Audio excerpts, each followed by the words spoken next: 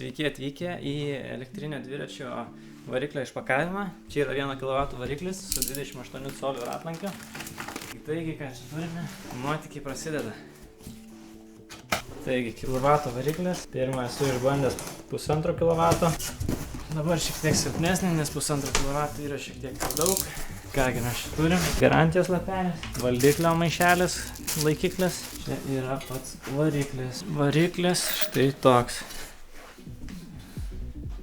Kilovato variklis su trieliu čia užsisuka. O čia turime dėžutę priedų. Valdiklis čia turėtų būti. Ir dar kiti daikčiukai. Čia yra guma, kuri užsideda aplink ratlankį. Čia šiek tiek užtraukėjų. Čia yra valdiklis. Valdiklis. Štai toks va, jungtis kokios yra. Viskas ten labai aiškiai susijungia. O čia visokiausi priedai. Akseleratorius rankenėlė. Ir dar yra šviestuvas, žibintuvėlis. Jeigu norim, galima prie valdiklio prisijungti šviestuvą ir užsidėti priekį, kad turėti apšvietimą. Taip, o čia yra pagalbinio minimo jutiklis, kuris matuoja, kiek kartų apsisuko pedalą. Kai mini, jisai žino, kiek tu mini pedalų, kiek apsisukimų padarai.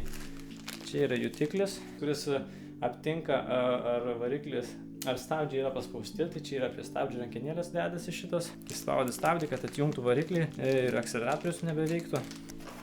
O štai čia yra ekranėlis ir mygtukai keli. Ekranėlio laikiklis. Čia ekranėlis, kuriame rašoma greitis, galia, temperatūra, lauko. Tai yra mygtukai, su kuriais reguliuojasi nustatymai ir reguliuojasi pagalbinio minimo lygiai. Štai čia yra instrukcija angliškai. Galima internete susirasti daug detalesnę. Tai va, yra uždedama guma šitoje vietoje. Štai taip užsideda. Tai va, norint elektrinį dviratį pasidaryti, yra toksai variklis. Ir dar yra čia šiek tiek kitoks, kuris įdedasi po pedalais. Kitą kartą daugiau pamatysim. Šiandien tiek. Tai ačiū, geros dienos, sėkmės.